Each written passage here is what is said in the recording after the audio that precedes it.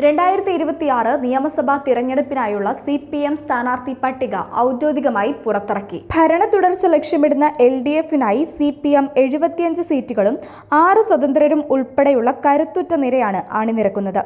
ധർമ്മടത്ത് മുഖ്യമന്ത്രി പിണറായി വിജയൻ തന്നെ ജനവിധി തേടുമ്പോൾ പ്രമുഖ മന്ത്രിമാരും പരിചയസമ്പന്നരായ നേതാക്കളും പട്ടികയിൽ ഇടം പിടിച്ചിട്ടുണ്ട്. കാസർഗോഡ് ജില്ലയിലെ മഞ്ചേശ്വരത്ത് KR ജയാനന്ദയിൽ തുടങ്ങി തിരുവനന്തപുരം ജില്ലയിലെ പാറശാലയിൽ CK ഹരീന്ദ്രനിൽ അവസാനിക്കുന്ന രീതിയിലാണ് 75 സ്ഥാനാർത്ഥികളുടെ പട്ടിക ക്രമീകരിച്ചിരിക്കുന്നത്. മട്ടന്നൂരിൽ VJ സനോജും പേരാവൂരിൽ KK ശൈലജ ടീച്ചറും ബേപ്പൂരിൽ PA മുഹമ്മദ് റിയാസും മത്സരിക്കും. തൃത്താലയിൽ MP രാജേഷും ആറന്മുളയിൽ വീണ ജോർജും വീണ്ടും ജനവിധി തേടുന്നു. കൂടാതെ KN ബാലഗോപാൽ കൊട്ടാരക്കരയിൽ നിന്നും P രാജീവ് കളമശ്ശേരിയിൽ നിന്നും പട്ടികയിൽ ഉൾപ്പെട്ടിട്ടുണ്ട്.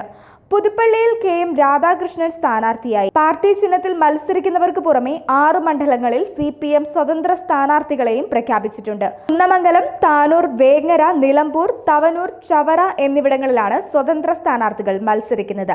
മാഹിയിൽ T അശോക് കുമാർ സ്വതന്ത്രനായി മത്സരിക്കും. അനുഭവ സമ്പത്തും യുവത്വവും ഒരുപോലെ ഉൾക്കൊള്ളിച്ചുകൊണ്ടുള്ള ഈ പട്ടികയോടെ LDF തിരഞ്ഞെടുപ്പ് ഗോതയിൽ സജീവമായിരിക്കുകയാണ്.